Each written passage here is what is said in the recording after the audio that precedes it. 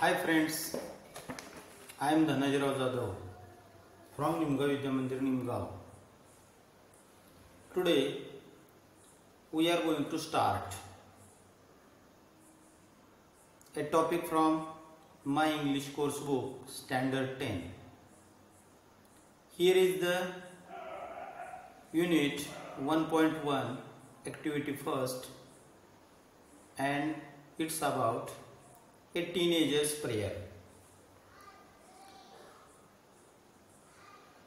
What is the meaning of teenager's prayer? Teenage means a period of human life between 13 to 19 years.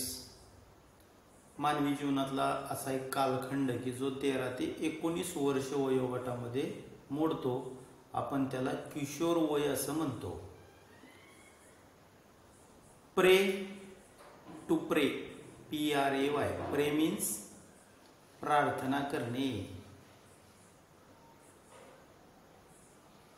A teenager's prayer ह्या टायटलचा अर्थ किशोरवयीनांची प्रार्थना. जे किशोरवयीन मुलं आहेत, या गटामधली मुली असतील तर ते या कवितेमधून त्यांच्या स्वतःच्या काही परमेश्वराकडे प्रार्थनेतून मत व्यक्त करतायत. So let start warming up. Chitchat. गप्पा गोष्टी from the 9th standard. Before going to start new topic, we have to prepare about this topic. We have to discuss or chit chat. तर कोणताही पाठ किंवा कोणताही टॉपिक सुरू करण्यापूर्वी आपणाला काही नवीमध्ये आपण पाहिलेले आहे गप्पा गोष्टींमधून आपण त्या पाठाची पूर्वतयारी करतो. Point 1. Form groups of 5 to 6 and discuss. Give a rating 1 to 5 to each of the following. Form groups of 5 to 6 and discuss. 5 ते 6 जणांचे विद्यार्थ्यांचे गट तयार करा. Give a rating of 1 to 5 to each of the following. आणि खाली दिलेल्या ABCDEF हे जे टॉपिक आहे आपण ते पाहणार आहे काय आहे ते. तर त्याला आपण रेटिंग द्यायचं आहे, म्हणजे आपण क्रम द्यायचा आहे जो आपल्याला योग्य वाटेल. कशाविषयी द्यायचा आहे? Wien you have to take important decisions, what do you generally do. जर तुम्हाला एखादा महत्त्वाचा निर्णय घ्यायचा असेल, जेव्हा तुम्हाला घ्यायचा असेल, what do you generally do, तर तुम्ही अशा वेळेला काय करता? सर्वसामान्यपणे काय करता? See the points. A. Consult parents और एल्डर्स. इथे दिलेले मुद्दे आपण पाहूया. ए मध्ये काय दिले? पालकांशी किंवा वडीलधाऱ्यांशी चर्चा करा. CONSULT कन्सल्ट चर्चा करणे. कॉन्टॅक्ट संपर्क करणे. Friends for advice. Advice means सल्ला उपदेश. यासाठी मित्राला संपर्क करणे. मित्र असतील मैत्रिणींना संपर्क करणे. प्रे टू गॉड फॉर गायडन्स. आणखी एक मुद्दा आहे सी मध्ये. प्रे मीन्स आता पाहिलं आपण मिनिंग. प्रार्थना करणे. To God. गॉड मीन्स परमेश्वराला प्रार्थना करणे. फॉर गायडन्स मार्गदर्शन करण्यासाठी. D. Think deeply in silence. तर आपण शांतपणे विचार करायचा आहे. E. Ask your teacher for help. तुम्ही शिक्षकांनाही मदतीसाठी विचारू शकता. कशा संदर्भात आहे? तर आपल्याला काही महत्त्वाचा निर्णय घ्यायचा आहे. आणि last one, toss a coin to decide. Coin means toss, वर उडवणे. काय कॉइन, हेड और टेल, दोन बाजू असतात नाण्याला. तर त्यातल्या आपण ठरवायचंय की जेव्हा आपणाला एखादी गोष्ट करायची आहे आणि आपल्या मनामध्ये खूप शंका निर्माण होत आहेत, प्रश्न निर्माण होत आहेत, काय करावं कळत नाही, मग तुमच्या समोर एखादा महत्त्वाचा निर्णय घेताना इथं दिलेले जे ABCDEF असे जे मुद्दे आहेत, तर त्यातल्या महत्त्वाचा निर्णय घेताना तुम्ही या मुद्द्यांना कशा प्रकारे क्रमांक द्याल ते आपल्याला 1 ते 5 रेटिंग द्यायचे. तर तुम्हाला मुद्दे आता लक्षात आले असतील. तर आपण पहिल्यांदा काय करायचंय, so students may note their own rating after discussion. तर विद्यार्थी चर्चा केल्यानंतर तुम्ही ह्याला रेटिंग देऊ शकता. सर्वसाधारणपणे ह्युमन बिईंग कुठलीही महत्त्वाचा निर्णय घेताना लगेच असा काही सेकंदामध्ये घेता येत नाही. आपण त्याच्यावरती थोडा विचार करतो. तर तुम्ही त्याला क्रमांक द्या. आय थिंक, मला असं वाटतं की first point is think deeply in silence. कोणताही महत्त्वाचा निर्णय घेण्यापूर्वी काही वेळ शांतपणे विचार करा. सेकंड वन, कन्सल्ट पेरेंट्स और एल्डर्स. तुमच्या वडीलधाऱ्यांशी, पालकांशी चर्चा करा. Number 3, ask your teacher for help. तुम्ही तुमच्या शिक्षकांशीही मदतीसाठी विचारू शकता. Number 4, contact friends for advice. मला वाटलेलं आपण त्या पद्धतीने जातोय. Contact friends for advice. तुम्ही तुमच्या मित्रांनाही सल्ल्यासाठी संपर्क करू शकता. नेक्स्ट, प्रे टू गॉड फॉर गायडन्स. आणि आपण काही हेल्प, आपल्याला सुद्धा वाटेल परमेश्वराकडून आपल्याला काही मदत हवी आहे, सल्ला हवा आहे, आपण त्याची प्रार्थना करू शकतो. आणि लास्ट वन, जर आपल्याला घ्यायचा डिसिजन खूपच अवघड असेल, to be or not to be, काय करावं, जगावे की मारावे, डू ऑर डाय, अशी परिस्थिती जर निर्माण झाली, toss a coin to decide. Head tail करा आणि कॉइन आपल्या बाजूने असेल तर डिसिजन घ्या, नसेल तरी तुम्हाला जर आवडलं करायला तर ते करा. So I think you may better understand this topic. So next,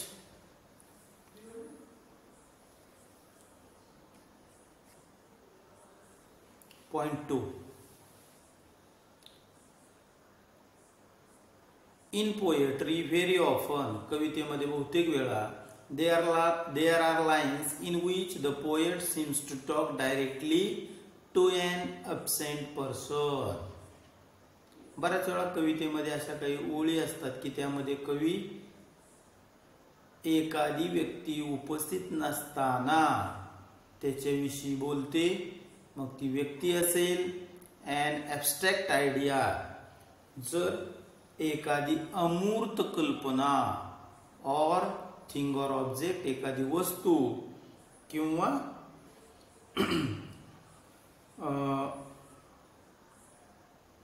thing और ऑब्जेक्ट म्हणजे एखादी वस्तू असेल, आपली काही अमूर्त कल्पना असेल, एखादी व्यक्ती ती तिथं उपस्थित नसताना कविता लिहिताना, काव्य करताना तो त्या ठिकाणी त्या व्यक्तीला, एखाद्या कल्पनेच्या संदर्भात, एखाद्या वस्तूला तो बोलतो. तर त्यावेळेस काय असतं, कवितेमध्ये तो वापरला गेलेला भाषेचा अलंकार कोणता असतो, फिगर ऑफ स्पीच कोणता असतं. Such a topic or device used by the poet in the figure of speech, apostrophe, apostrophe. apostrophe मराठीमध्ये त्याचा अर्थ लिहून घ्या, परोक्ष संबोधन. म्हणजे एखादी वस्तू, कल्पना किंवा व्यक्ती उपस्थित नसताना त्याच्याविषयी केलं गेलेलं विधान बऱ्याच वेळा आपणाला कवितेमध्ये पाहायला मिळतं. तर कवीनं वापरल्या गेलेल्या या अलंकाराला भाषेचे अलंकार आहेत. तो इंग्लिशमध्ये फिगर ऑफ स्पीच मोडतो apostrophe. So in English, here is another apostrophe we also use. So we have to understand the meaning between two apostrophes. Here is the first apostrophe is figure of speech, and second one my friend's name. Friends apostrophe s. मित्राचे. My brothers माझ्या भावाचे. So you know that apostrophe. For example, मराठीमध्ये अशी आपल्याला खूप परोक्ष संबोधनाची उदाहरणे माहीत आहेत, तरी सुद्धा इथं आता फॉर एक्झाम्पल इंग्रजीमधून दिलेले आहेत. Twinkle twinkle little star. How I wonder what you R. इथे काही आपल्याला कवितेच्या ओळी नाहीत पूर्ण करायच्या. Twinkle twinkle little star. तर इथं पृथ्वीवरून आपण आकाशातल्या चमचमत्या चांदण्यांना, तारकांना कशा पद्धतीने संबोधतो. Twinkle twinkle little star. Death. Second one death, where is दाय स्टिंग. मृत्यू, अरे कुठं आहे तुझा तो दंश करणारा काठा. Thy, your, where is your sting. O caveman, I wish I could live with you. गुहेत राहणाऱ्या माणसा, माझी इच्छा आहे तुझ्याबरोबर मलाही राहायची आहे. Now complete the following, creating example of apostrophe of your own. O life. प्रत्येकाच्या बाबतीमध्ये जीवनाकडे बघण्याचा दृष्टिकोन वेगळा असेल. आपण कंप्लीट करू शकतो. O life, how strange are your ways. जीवना किती विचित्र आहेत तुझे वेगवेगळे मार्ग, किंवा कसे असतात तुझे वेगवेगळे मार्ग. Dear God, please help me. In short, dear God, please help me. We don't know where is God. आपल्याला माहित नाही परमेश्वर कुठं आहे, पण आपण काय करतो, आपण तो उपस्थित आहे असं समजून मदतीसाठी त्याची याचना करतो. Books, you are my dear कंपॅनियन्स.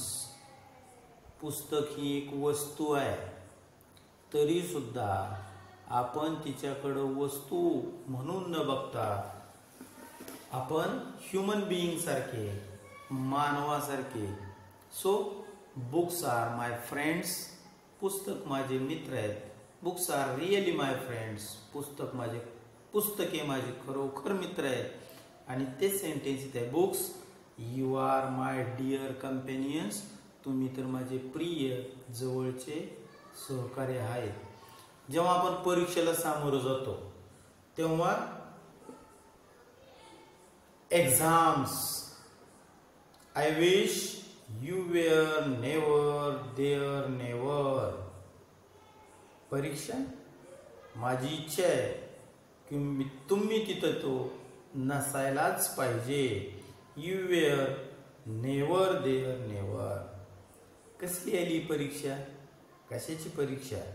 माझी इच्छा आहे, नसणार आहे कसली परीक्षा तिथं. आणि last one, O you beautiful sky. आपण आकाशाकडे बघून बऱ्याच वेळा आपल्याला सुद्धा अशी काही वाक्य सुचतात. O you beautiful sky. अरे तू सुंदर आकाशा. O you beautiful sky, send all your beauty to earth. पाठव तुझ्याकडे असणारं सगळं सौंदर्य पृथ्वीकडे. So in the appreciation of the poem, we can use apostrophe. There are metaphor, simile, number of figure of speeches. So first of all, we have to understand the meaning of apostrophe. पहिल्यांदा आपण apostropheचा अर्थ समजून घेतला आणि त्याच्याबरोबर आपण बरीचशी उदाहरणं सुद्धा पाहिली. आणि in box teacher should explain the apostrophe in pronunciation and apostrophe as a figure of speech. आणि आपण आता त्या दोन्हीचे अर्थ पाहिलेले आहेत. apostrophe in pronunciation, my brothers, my fathers, my school's headmaster. So like this. So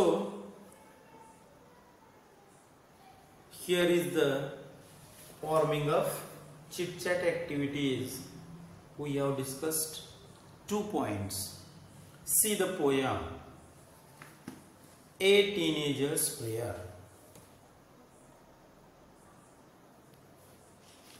Teenager's Prayer. Look at the picture. Here is the girl praying to God.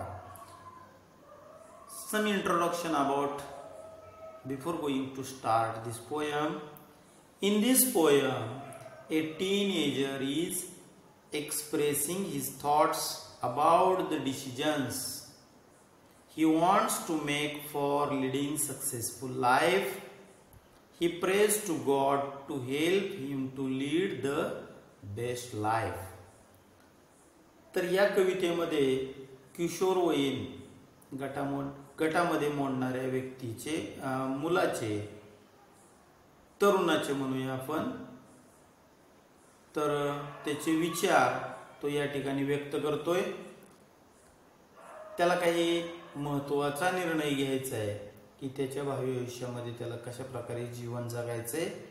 आणि he prays to God to help him to lead the best life.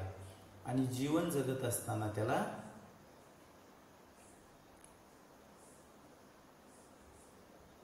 परमेश्वराकडून काही सहकार्य मदतीची गरज आहे.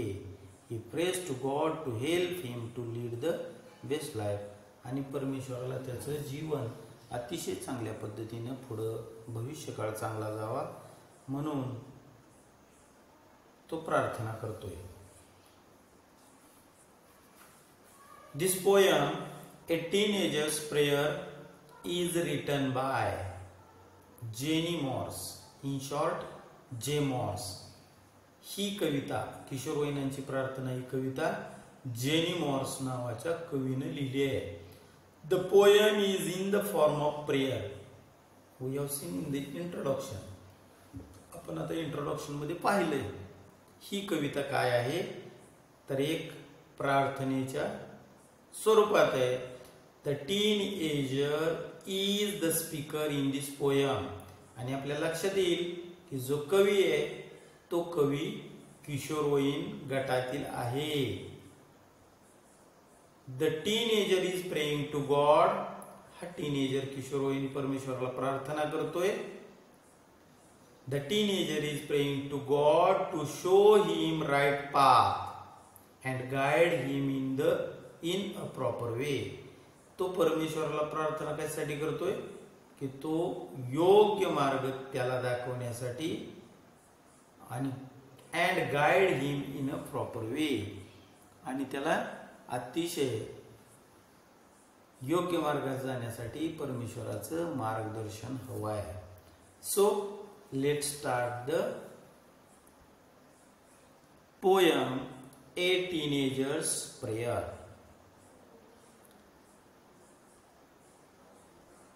किशोरवयीनांची प्रार्थना. See the line to line meaning in Marathi. आपण आता कवितेचा अर्थ पाहूया. First of all I would like to tell the meaning of the each stanza in English also. See, the first stanza, each day brings new beginnings, decisions I must make. I am the only one to choose the road that I will take. काय आहे कडवं? Stanza means माहित आहे आपल्याला. First stanza हे जे कडवं आहे त्या कडव्यामध्ये जेमॉर्स आपल्याला परमेश्वराची प्रार्थना करताना तो काय म्हणतोय, किंवा जो किशोरवयीन गटातला जो मुलगा आहे मुलगी आहे तो काय म्हणतोय, each day brings new beginnings, decisions I must make. I am the only one to choose the road that I will take. In the first stanza, the teenager says that there are new beginnings. दररोज तिथं नवनवीन सुरुवात असतात. At the beginning of new day, प्रत्येक दिवस सकाळी उठल्यानंतर वेगवेगळ्या गोष्टी कराव्या लागतात. The speaker hopes that, आणि जो आपल्याला सांगतोय बोलतोय तो त्याची अशी इच्छा आहे, he should decide to do new things every day. आणि त्याला दररोज काहीतरी नवीन गोष्टी करायच्या आहेत. He should take the decisions of doing new things. त्याला निर्णय घ्यायचे आहेत, नवनवीन गोष्टी करायच्या. He himself has to chosen the road for him. आणि त्याला त्याचा स्वतःचा मार्ग काय करायचा आहे, निवडायचा आहे. So see the poem. Each day brings new beginnings, decision I must make. Each day प्रत्येक दिवशी, ब्रिंग्स BRING ब्रिंग आणणे, न्यू बिगिनिंग्स प्रत्येक दिवस म्हणजे प्रत्येक सकाळ नवनवीन सुरुवात आणते. आता किशोरवयीनांसाठी सुरुवात म्हणजे काय असतं, न्यू ऑपॉर्च्युनिटीज, नवनवीन संधी असतात. Each day brings new beginnings, प्रत्येक सकाळ नव्या संधी घेऊन येते. डिसिजन्स आय मस्ट मेक, आणि निर्णय मात्र, डिसिजन मीन्स निर्णय.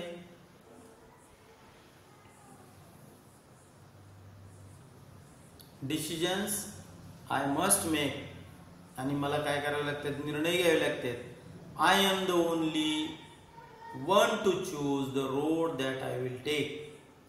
निर्णय मात्र मलाच घ्यावे लागतात, मलाच घ्यावा लागेल असं म्हटलं तरी चालेल. I am the only one to choose, आणि आय एम मी आहे, the only one to choose मी स्वतःच निवडला पाहिजे. आता इथं आपण प्रत्यक्ष शब्दाचा अर्थ न घेता वाक्याचा अर्थ घेऊया. I am the only one to choose the road that I will take. आणि मला स्वतःला निवडला पाहिजे. The road I will take, मला घेऊन जाणारा मार्ग म्हणजे काय, मार्ग माझ्या आयुष्याचा मार्ग मी स्वतःच निवडला पाहिजे. आणि प्रत्येक सकाळ नवीन संधी आणते, निर्णय मात्र मलाच घ्यावा लागेल.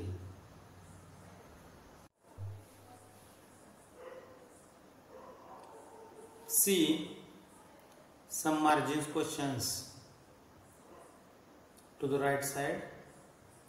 What is the age group of the speaker in the poem? In the title we know the age or age group. Then, what decisions does the speaker have to take? कोणत्या प्रकारचे निर्णय या ठिकाणी कवीला घ्यायचे आहेत? Third one, what does each new day fetch? Fetch आणणे, bring साठीच वापरलाय. तर दररोज नवनवीन, प्रत्येक दिवस, प्रत्येक सकाळ काय घेऊन येते? सम डिफरंट वर्ड्स, वेगळे काही शब्द आलेले. Darkened, here it refers to evil. We have to see in the second stanza. आपल्याला पाहायचं आहे. तर दुष्ट असा घेतलेला आहे. Distress, great worry and strain, खूप असं दुःखदायक वेदना किंवा ताण. Temptation, a strong wish to do something bad और रॉंग, काहीतरी वाईट करण्याची, वाईट किंवा चुकीचं करण्याची मनात येणारी इच्छा, उर्मी, असा तो टेम्पटेशन शब्द आहे.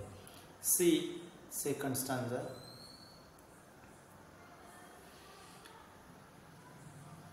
I can choose to take the road that leads to great success.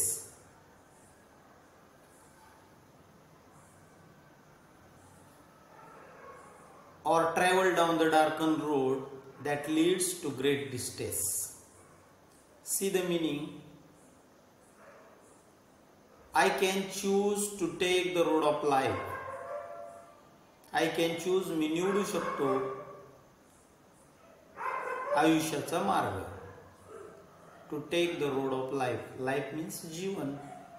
मी आयुष्याचा मार्ग निवडू शकतो. That leads to great success. That leads, LED leads, घेऊन जातो. टू ग्रेट सक्सेस, उत्तुंग महान यशाकडे. जो यशाकडे घेऊन जातो. Number of times I ask in the class, बऱ्याच वेळा मी वर्गामध्ये विचारतो, व्हॉट्स युअर एम? अरे तुमचं ध्येय काय? What is your M? तुमच्या आयुष्याचं अंतिम ध्येय काय आहे? आणि ते असलंच पाहिजे, त्याशिवाय आपण आपल्या आयुष्यामध्ये प्रगती करू शकत नाही. I can choose to take the road of life that leads to great success.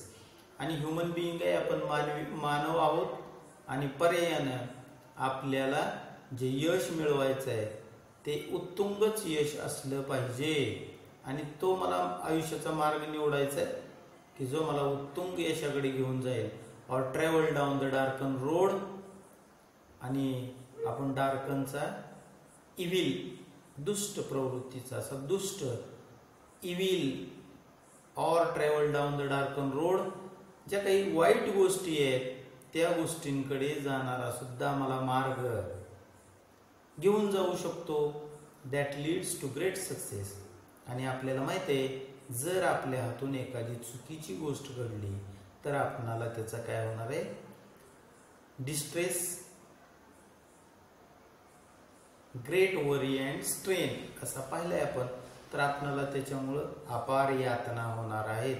मग I can choose to take the road of life that leads to great success. मी आयुष्याचा मार्ग निवडू शकतो जो उत्तुंग यशाकडे जातो, अथवा घेऊन जातो मला दुष्कृत्याकडे, आणि तो काय करतो? मला अपार यातना देतो. Please open up my eyes dear Lord. Third stanza. Please open up my eyes, माझे डोळे उघडा. कोणाला म्हणतोय? डिअर लॉर्ड, डिअर परमेश्वरा. हे ईश्वरा, कृपया तू माझे डोळे उघड. That I might clearly C, जेणेकरून मी स्पष्टपणे पाहू शकेन. Help me stand for what is right, आणि मला उभं राहू दे. कुठं रे? कुठं उभं राहायचंय? What is right? काय बरोबर आहे? सत्याच्याच बाजूने मी नेहमी उभा राहीन. Bring out the best in me. आणि जेव्हा आपण एखादी गोष्ट सत्याच्या बाजूने करू तेव्हा मात्र निश्चित माझ्यातील सर्वस्व सत्यासाठी मी काय करेन? अर्पण करेन. सो प्लीज ओपन अप माय आयज डिअर लॉर्ड. हे ईश्वरा कृपया माझे डोळे उघड. What is right, what is wrong, आणि समाजामध्ये चाललेलं, जगामध्ये चाललेलं काय चुकीचं आहे, काय बरोबर आहे ते मला कळू दे. आपण मानव आहोत. So we have to stand always to the right side. आपण नेहमी सत्याच्या बाजूनच उभा राहिलं पाहिजे. म्हणजे जी योग्य आहे त्याच्या बाजूने आपण नेहमी असलं पाहिजे. आणि त्याच्यासाठी मात्र आपण सर्वस्व अर्पण करण्याची सुद्धा तयारी ठेवली पाहिजे. Fourth stanza. Help lord to just say no. बराच वेळा किशोर वय 13 ते 19 वर्ष वयोगट आपल्या आयुष्यामधल्या बहुतांश शारीरिक आणि मानसिक बदलांचा काळ असतो. आणि मग अशा कालखंडामध्ये आपल्याला बऱ्याच गोष्टींना सामोरं जावं लागतं. Help lord to just say no. परमेश्वरा मला नाही म्हणण्याचं धाडस दे. When temptation comes my way. आणि जेव्हा टेम्पटेशन, दुष्ट प्रवृत्ती आपण पाहिलाय, या सगळ्या माझ्या मार्गामध्ये येतील, that I might keep my body clean. आणि काय नुसतं काही शरीर स्वच्छ ठेवायचं नाही. I might keep my body clean. मी माझं मन स्वच्छ ठेवू शकेन. And fit for life each day. आणि आयुष्यभर मी सद्गुणांची जोपासना करेन. मी दररोज तंदुरुस्त राहीन. म्हणजे काय की दररोज मी चांगल्याच गोष्टी करण्यासाठी कटिबद्ध राहीन. आणि last one, when my teenage years are over. जेव्हा माझे किशोर वय संपेल. Teenage years are over. Over mean संपणे. I know that I will see. मला पाहायचंय. ही मला सगळं जाणीव होईल. एक दिवस माझं 19 कंप्लीट होईल. किशोर वय संपेल. आणि मग मला जाणीव आहे की मी पाहीन. कुठल्या गोष्टी पाहिजेत? That life is lived it's very best. त्यावेळेस मला माझ्या लक्षात येईल की माझं जीवन सर्वोत्तम आहे. कारण मी वर उल्लेख केलेल्या सर्व कडव्यामध्ये योग्य मार्गाने गेलेलो आहे. त्यामुळे माझं येणारं जीवन सुद्धा कसं आहे? अतिशय चांगलं, सर्वोत्तम आहे. आणि what is the reason behind it? माझं जीवन सर्वोत्तम असण्याचं कारण काय आहे? काय कारण आहे? With you walking next to me. आणि कारण माझ्यासोबत तूच चालत आहेस. So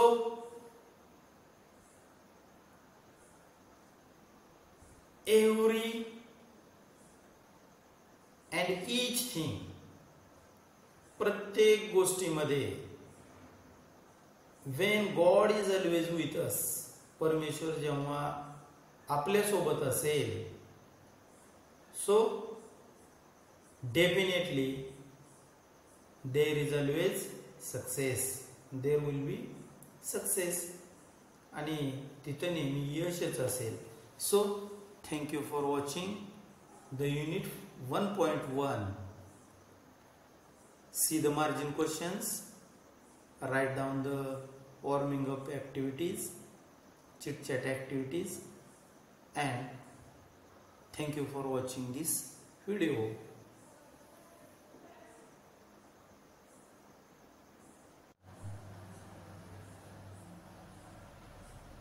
Okay. We will meet in the next session. So stay home, stay secure. Bye.